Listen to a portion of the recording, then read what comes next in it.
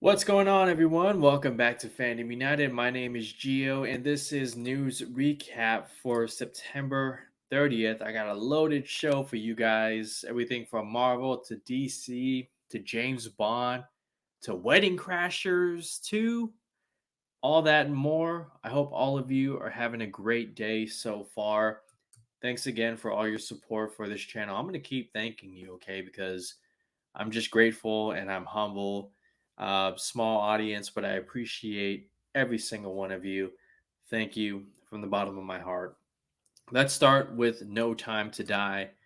Oh, we got some social media reactions that I'm going to read off for this movie. And we're going to start with at Scott D. Menzel, who says, No Time to Die is the big screen spectacle the world has been waiting for. A beautifully directed and emotional goodbye to Daniel Craig's Bond. No Time to Die is filled with the brim with spectacular action sequences, stunning set pieces, and a jaw-dropping cinematography, a must-see. Next one from at Next Best Picture. No Time to Die ends this era of James Bond with a grand and spectacular finale, wraps up the plots from previous films while pushing the boundaries of what the character can deliver. Remy Malek is one creepy Bond villain, exciting, well crafted, and emotional. A toast to Daniel Craig. Next one comes from at Movie Mance, Scott Mance, who says, No Time to Die, need more time to process, but I really liked it a lot. Definitely better than Quantum Inspector. Well, I sure as hell hope so. It's Daniel Craig's most grounded and, dare I say it, most intimate take on James Bond with a powerful, unexpected, and very emotional payoff. Definitely worth the wait. Last one comes from David Ehrlich, who says, No Time to Die is a melodrama that's masquerading as a blockbuster action movie, and I liked it a lot on those terms. Little action, overlong, bad Remy Malik, and yet it's extremely moving as an end of an era epic about leaving the past behind. Okay, so high praise, not perfect, but it kind of follows the pattern of the Daniel Craig James Bond movies. Okay, you had Casino Royale, Quantum of Solace, Skyfall, Spectre, No Time to Die. It sounds like it's going to be up here. And that's all I could ask for. That's all anybody could ask for is a strong ending to Daniel Craig's run as James Bond. And the villains have been hit or miss, but I hope Remy Malik is better than lives up to the hype than what we got from Christoph Waltz, who might be in this movie. I'm not entirely sure. You guys help me out in the comments. Let me know. Is Christoph Waltz going to be making an appearance in this movie? I'm not entirely sure about that, but nevertheless, there are some reactions. Take it for what it is, and yeah, No Time to Die. Only 2 weeks away, 1 week away. Let's go to the MCU. Let's talk Professor X and whether or not James McAvoy is open to returning as Professor X in the MCU. Here's what he said in a recent interview with Collider. It's not to say that you don't ever want to. You never want to come back and you never want to do it again and all that kind of stuff. You never say never, as I believe James Bond once said. But I'm not chomping at the bit. I'm not going to be gutted and desperately sad if it never happens again. Wow. Well, I have two thoughts about Professor Xavier and Magneto, for that matter. If Marvel, the safe choice is to bring back McAvoy and Fassbender, right? I mean, they're still relatively young compared to McKellen and Stewart, and they could play the characters for another 15 years. They're perfect castings, honestly. Like, the when I remember back when before First Class came out and it was announced that there would be a new Professor X and Magneto. It was like, but those, McKellen and Stewart, they're so perfect. the safe choice would be to bring those two back.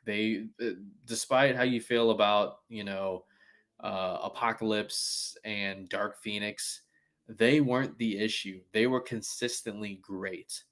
But my other thought is this idea of changing the race and giving us a black Magneto and a black Professor Xavier. Now, but before some of you, overreacting like, what the hell?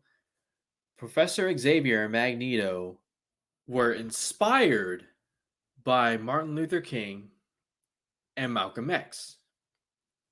Okay, so in my opinion, if you were to go that route, Marvel, you would need to cast two names that are so effing good that those who, because some people are going to overreact, they would say, "Oh, okay."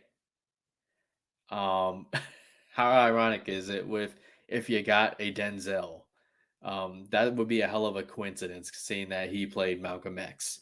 But like, I'm not saying like it would have to be Denzel, but if you were to go that route, which I would be open to, you'd have to get two big names for that. Um, that would be a bold move, even for Marvel Disney, who likes to go woke in this day and age. Okay. That would be a very bold move for them to do that. And I would be open to it.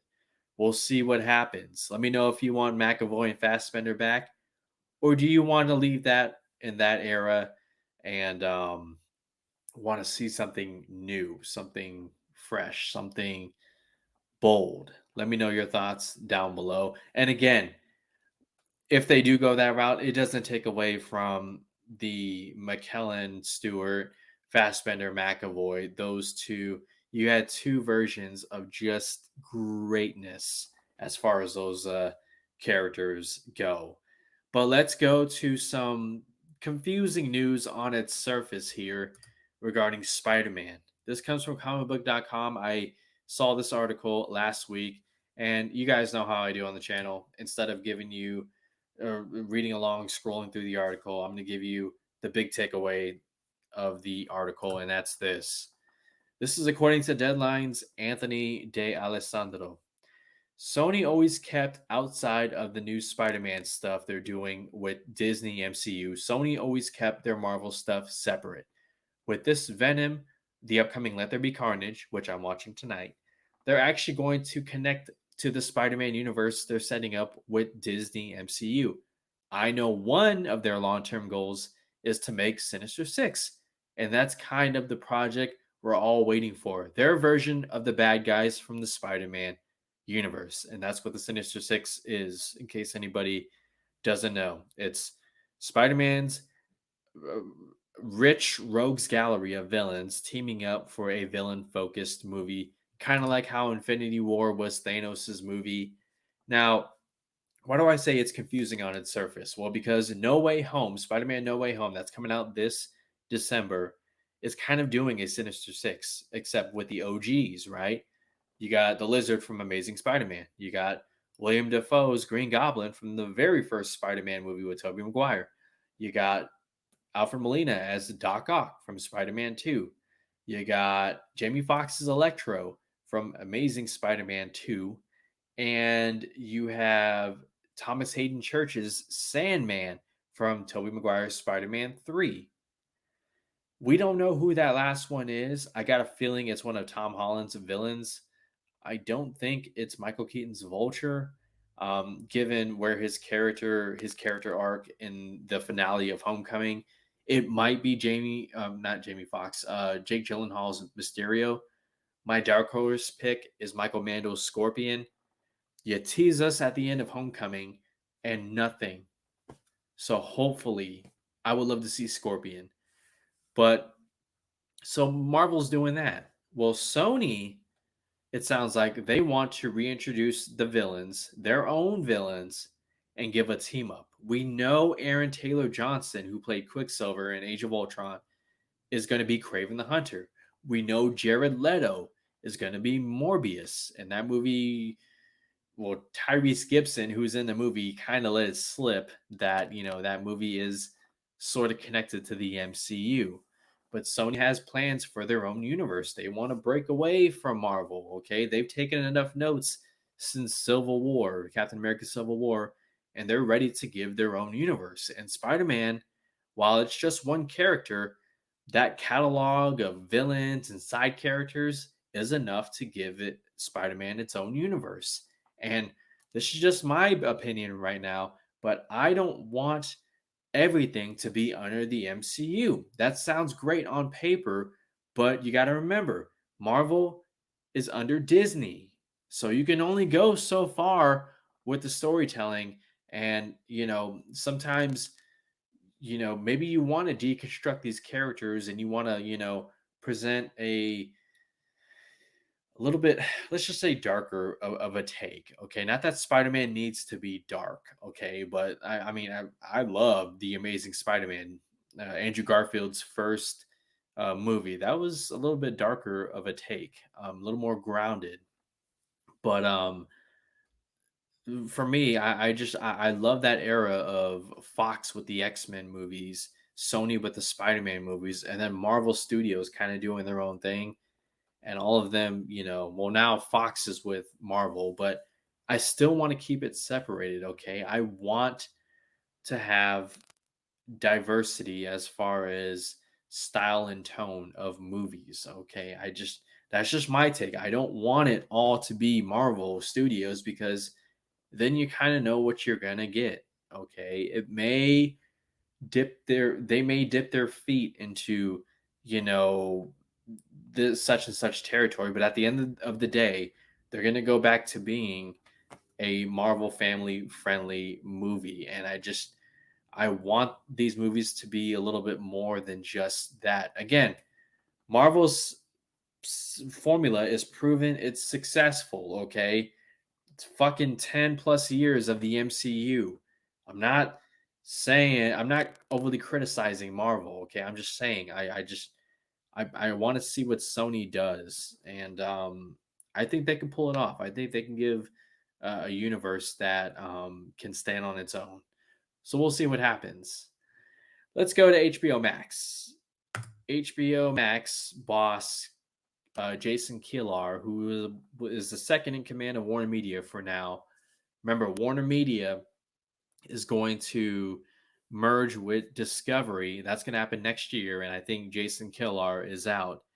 But he was the guy who was largely responsible for HBO Max having all of Warner Brothers movies in 2021 on the streaming service the day it also releases in theaters. He had some time to reflect on his decision now that he's kind of on his way out. And here's what he said about that. I will be the first one to say, and the responsibility rests on my shoulders, that in hindsight, we should have taken the better part of a month to have over 170 conversations, which is the number of participants that are in our 2021 film slate. We tried to do that in a compressed period of time, less than a week, because of course, there was going to be leaks. There was going to be everybody opinion on whether we should do this or not do this. Speaking as a consumer, because we're consumers, all right. I sold my shares of AT&T because I'm gonna buy Discovery shares now that the merger is happening. Speaking as a consumer, look, okay, whether you're a theater elitist or somebody who's more of streaming, this was a hell of a deal. The fact that you get the option to watch a movie at home or in a movie theater, and even if you watch it in a movie theater, if you're an HBO Max subscriber, you have the option of repeat viewings at home. This was an amazing deal for the consumers, okay? One of the best, where you have Disney Plus charging $30 to watch a movie that you're likely already going to watch in theaters. And HBO Max said, hey, we'll give it to you for free. I thought it was an amazing deal. The marketing could have been better on that. But you're talking about movies like, okay, Godzilla vs. Kong, Mortal Kombat, Wonder Woman 84, Space Jam: A New Legacy, The Suicide Squad, Clint Eastwood's Cry Macho, The Matrix Resurrections, Dune. That's a hell of a deal. Now, I'm not a HBO Max boss or executive or anything like that, but if I were running that, I would have charged not $30, but probably $10. Make a little bit extra revenue on that and give them access to the movie for 30 days. The movies will eventually end up on HBO Max. The Marvel movies will eventually end up on Disney Plus, and so on and so forth. So, I mean, just as a consumer, hell of a deal. If I were a businessman, I would have charged a little bit more to make some revenue. But it sounds like Jason Killar is, kind of, there's a little bit of regret in there. He would have approached it a little bit differently, but it is what it is. I love the day and date release, and while that will be a thing in 2021 only, the fact that these studios are now negotiating 45-day windows for their movies to be exclusively in theaters before jumping to streaming, there's a shift in the landscape of Hollywood, whether you like it or not.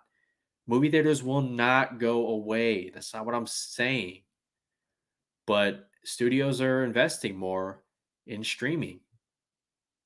And while some movies may be exclusively for streaming, I have no doubt in my mind that they will have a limited theatrical run. So you'll get a little bit of both.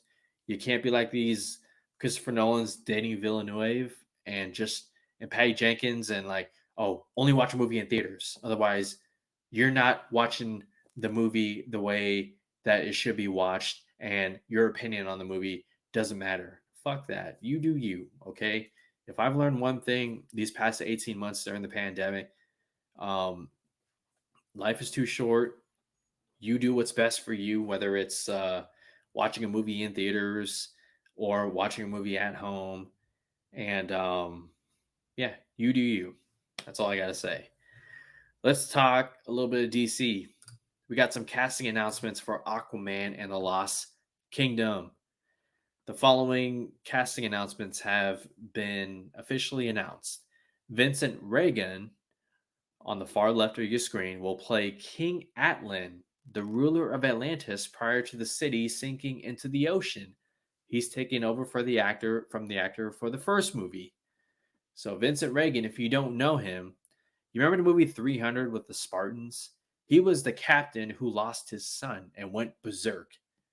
I will forever remember him for that role, and I think he has the right intensity, the right stature to play the king of Atlantis, King Atlan, prior to the city sinking. Love it. Next one, center. India Moore from FX series Pose will play Karshan. And according to my notes, Karshan is a tiger shark evolved into an intelligent humanoid predator through radiation. Character has telepathic powers and is traditionally a Green Lantern villain. All right, sounds effing cool. Bring it on. Love that casting.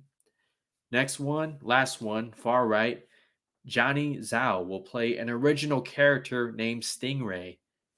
No word on whether Stingray is a friend or foe of Aquaman, but what we do know is the Portuguese actress will be making her English language debut.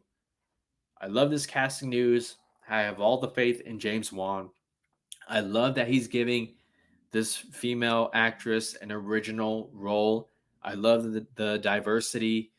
James Wan, the fact that he put Tony Jaa in Furious 7, like, thank you so much. But James Wan, look, okay, like, whether it's horror, whether it's blockbuster movies, this guy has all my faith.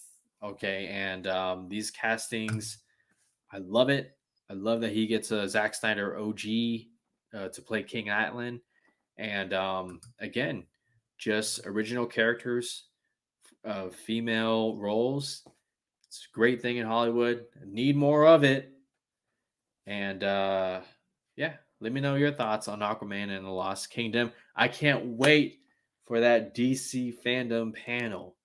Okay, last year Matt Reeves gave us a Batman trailer when he only shot 20% of the movie. Aquaman and the Lost Kingdom has been filming for about a month now. Could we get some footage? Fingers crossed. DC fandom, 17 days as of this recording. I can't wait. Make sure you're subscribed. And next up, we have an update on Will Smith and Deadshot. He was not in the Suicide Squad, and but that doesn't mean he's not open to returning. Here's Will Smith in a recent video. Why is Will Smith's Deadshot not in the Suicide Squad? Yeah, I was working and they were ready to shoot. It was a timing issue. They didn't cast anybody in Deadshot. They left Deadshot out, right? He's out. So Idris is playing a different character. He's not playing, or is he playing Deadshot? Different character. A different character. All right, cool. So I can come back.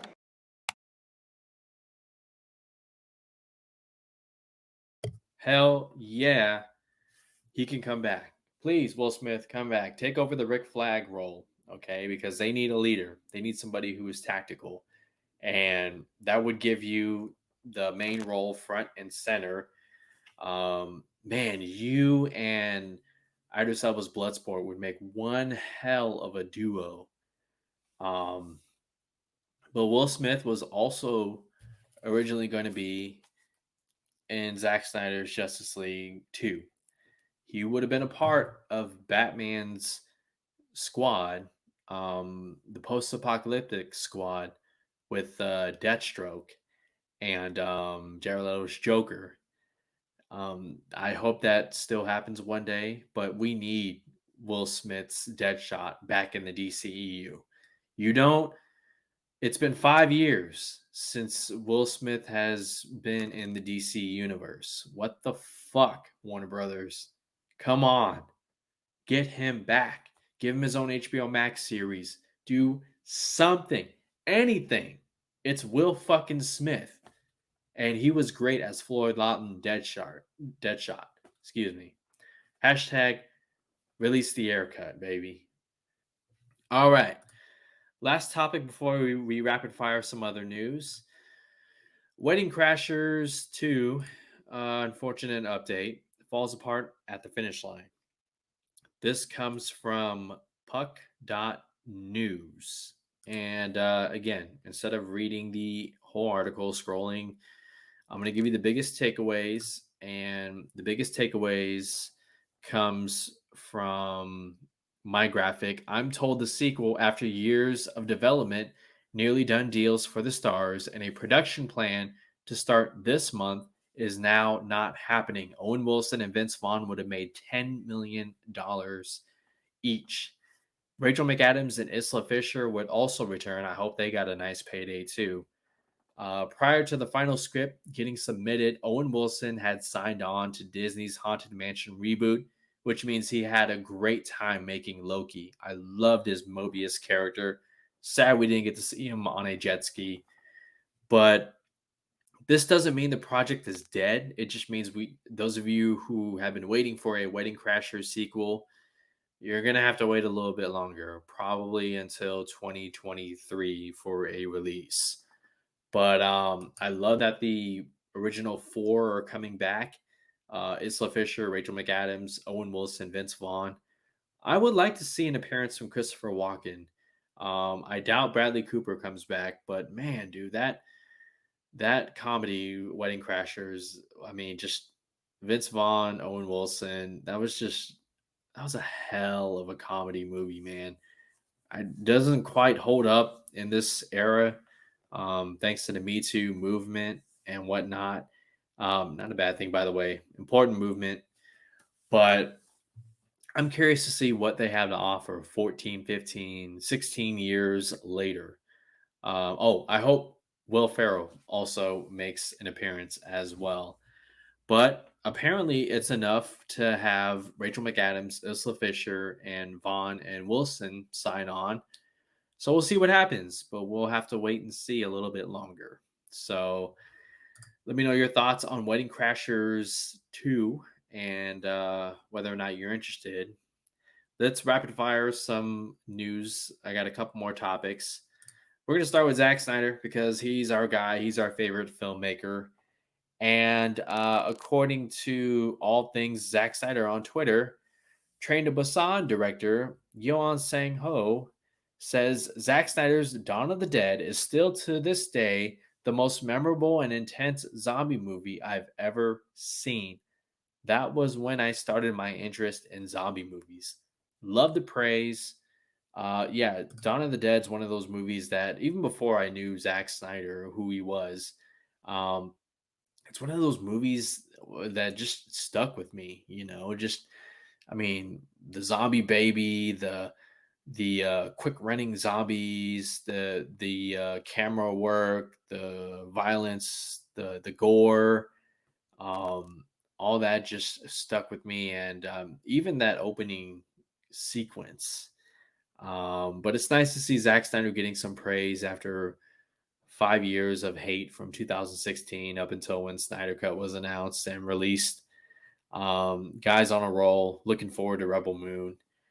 Next, Batgirl has its composer, and it's the one who did Loki, Natalie Holt. On Twitter said, "Oh, I'm allowed to say now. Next up, Batgirl." Hell yeah. I love the intro music for Loki. It was so well done. She did a great job with Loki. And now, female composer gets to work on Batgirl. That's a plus. Get the best person for the job, with the fact that it's a female is bonus. And Batgirl, I think, will have a panel at DC Fandom. You're going to have Leslie Grace, Batgirl herself. You're going to have Adi and Bilal, the Bad Boys for Life directors, who are doing Batgirl, and Christina Hodson, the writer of The Flash, the writer of Birds of Prey, and now the writer of Batgirl. Um, and hopefully J.K. Simmons himself, Commissioner Gordon. That'll be an exciting panel to watch. 17 more days, guys. And finally, Fantastic Beasts: The Secrets of Dumbledore. That is the official title. I'm not sure why it's called Fantastic Beasts anymore. Maybe I mean, like, people don't know what Harry Potter is, or who Harry Potter is. Come on now, get rid of that title. Um, Sounds like it'll be a Dumbledore focused movie, and Eddie Redmayne will be taking a back seat. Um, my condolences, Eddie Redmayne. Okay, I just yeah, you stole the Oscar from Michael Keaton, Birdman, but like, I imagine when you signed on, you would be the front and center focus, but now you had Johnny Depp, who left, and Jude Law, and now the title is more Dumbledore. Just whatever. And Harry Potter fans too. My heart goes out to you. You guys are stuck between a rock and a hard place. It's like, do we support this movie or not? Because then we'd be supporting J.K. Rowling and her controversial comments and her stance, whatnot. Look, separate the art from the artist, okay? And life is too short. If you enjoy something, watch it. That's just my opinion. I'm looking forward to the HBO Max series, though, Harry Potter. I want to see what they cook up. But that's going to do it, guys. That's going to do it for Fandom United. Thank you so much for joining me. And make sure you guys leave your comments down below. This is News Recap for September 30th. Thank you so much again, guys. I appreciate it. I appreciate your time, your subscriptions. Until next time, you guys take care.